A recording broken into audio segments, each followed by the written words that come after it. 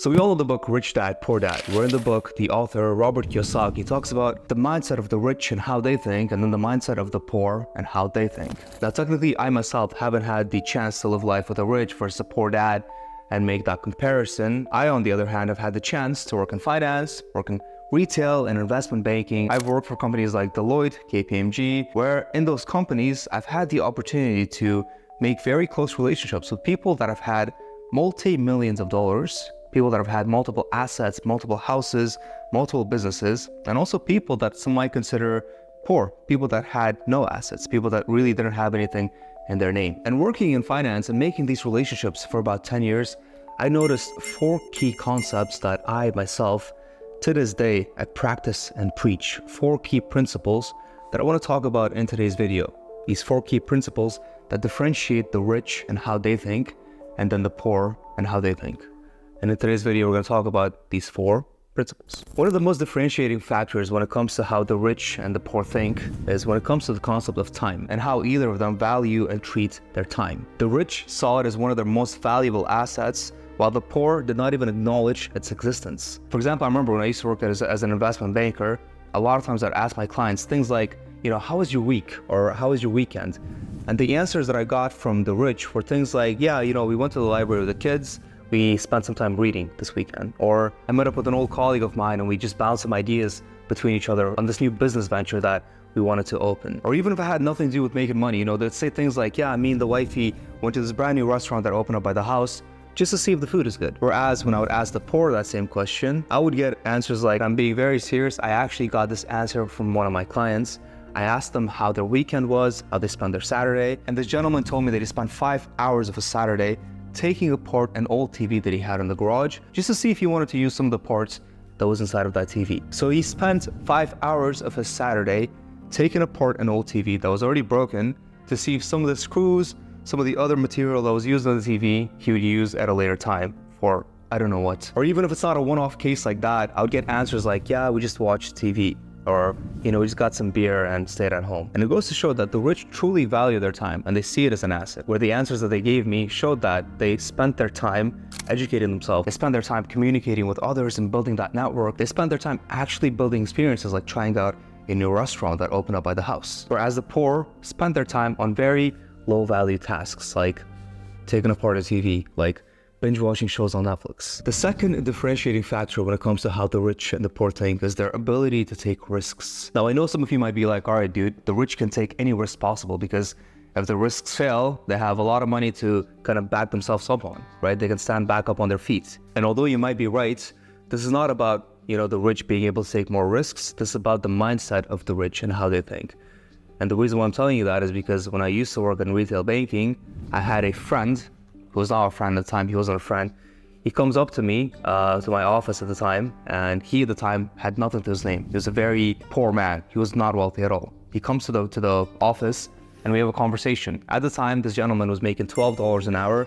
He had just come to the United States. He was very new here. But it doesn't matter what he had at the time to his name because his mindset was very rich, right? Because I remember, fast forward multiple years later, the same gentleman is now multi-millionaire. He has multiple properties all over the world. He has very nice cars and he lives a very nice life. And the reason for that is one day I sat down with him and he told me a story. He told me that he was just tired of everything and he wanted to open up his own business. So what he ended up doing was going to the bank and asking for a loan. And because he had a very low income at the time, making $12 an hour, none of the banks would give him a traditional loan. So what he ended up doing was opening up, I think he told me about 6 credit cards at the time, maxing every one of them out to start his business. And for those of you that know anything about credit cards, a credit card is pretty much a high interest, 18 to upwards of 25% interest loans. So although this gentleman had nothing to his name, he had that mindset, was able to take that risk and excel his life to the point where now he's a multimillionaire. A different case is Elon Musk. Before he became the world's richest person,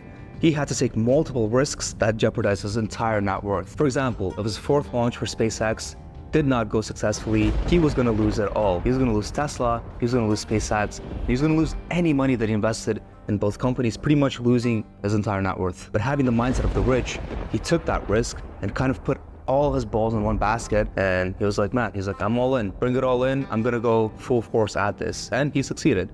Now, the whole point of this is not to tell you that you should go take any risk possible, take educated risks, but the idea that the rich are more prone to take risk versus the poor, who like to be very stagnant. The poor like the idea of comfort. Give the poor a job that gives them steady income, give them a little bit of food on the table, and their life is good. They don't have any ideas or have any desires to take any risks to excel their lives. All right, with this next one, I want to be a little careful to make sure that I'm getting the correct point across, because when I say don't be too nice, I don't mean that you should go out into the world and anybody that you encounter, you just be rude to them and you don't acknowledge their existence. No, that is not what I mean. When I say don't be too nice, I'm saying this because every time that I would talk to my wealthy clients, the character that they had, the aura that they had as an individual, as more of a person that was very kind, but also a person that is straight to the point, a person that is very forward. In other words, my rich clients, their mindsets were not yes men. They would not tend to any of your needs. They were not people pleasers at all, but rather if something did not work with their agenda, if something didn't make sense to them, they're very quickly to tell you, hey, I don't want to do this right now, or I don't want to do this at all. And it goes to show that they would say that because they had value for themselves first, and also for my first point, they had value for their time. Whereas my poor clients, I've literally had clients tell me that, yeah, you know, I went over to my buddy's house and we're not really that close, and I went and I helped him paint his basement or something, you know? Things where I'm like, why would you do that? Why would you tend to somebody so much? Why would you be a yes man so badly? The poor tend to be very yes man. The poor tend to be people pleasers, and they don't value themselves. They don't value their time. And you don't want to be like that. The rule of thumb here is you want to be kind, but you also don't want to be afraid of standing up and protecting your assets. And the way that you do that is by not being too nice or by not being a yes man. One of my very early businesses was buying and selling cars. And this one resonates a lot with me first because it was a stepping stone for me to become an entrepreneur. It gave me a taste of what it feels like to make money outside of having a 9-to-5 job. And second, because I used this side hustle, this business of buying and selling cars, to pay off my student loans. And at the time, initially when I started, I'd buy and sell cars privately from Craigslist or Facebook Marketplace. And very quickly, I realized that, there was a hurdle. I was like a full-time student, I had my own job, and I would just do this as a side hustle. And by the time, I'd find a deal, I'd communicate with the seller, and by the time I'd even be able to go up to the vehicle and buy it, that these deals would be gone because somebody else that was doing this maybe as a full-time gig would get there before I would. So then I asked myself, I was like, okay, what can I do to make sure that I don't fall into this hurdle again? So I went around and I networked with local dealers in my area. And very quickly, I realized that I can do this as a full-on business at a local dealership because a lot of these dealerships, they had multiple tags that they could rent one to me. So I did exactly that. I found a local dealership where I was able to rent a tag from them. I had my own office space.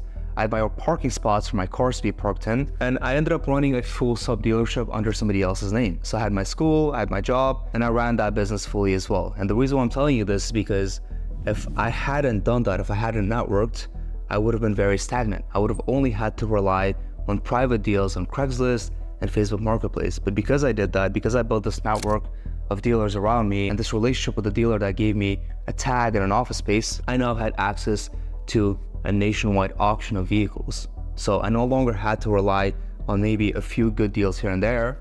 I had access to thousands of good deals. And it seems like the same mindset was very prevalent in my wealthy clients as well. It seemed like a lot of my wealthy clients had a guy for everything. They had a guy for their taxes, they had a lawyer, they had subject matter experts for certain areas of their businesses because they knew that there were people out there that know certain areas of your business more than you could ever know yourself. And it's a lot better for your business to delegate these roles and these tasks to other people around you. And what my wealthy clients did was they built this network around them where that network helped them and their businesses become way more successful. Whereas on the other hand, my non-so-affluent clients, it seemed like they were on this mission to go through life solo. It seemed like the idea of building a network or delegating tasks to other people, things that they could do themselves, was just taboo to them. It was just a myth. It was something that they could not even fathom. The most that they would do is reach out to their immediate network, their close friends, their close families, and anything or anyone beyond that was just somebody that they would not even reach out to, without realizing that success is not gained in isolation. Success is not something that you can just do on your own. Yes, it's possible, but it's a lot easier when you build a network of people around you, and then you all as a network start an idea together, start a business, and become successful. With that said, I hope these 4 points were something useful for you all in your entrepreneurial journeys, and I hope that you guys succeed in life. And as always, hit that like button, join the family by subscribing to the channel, and I'll see you guys in the next video. Peace.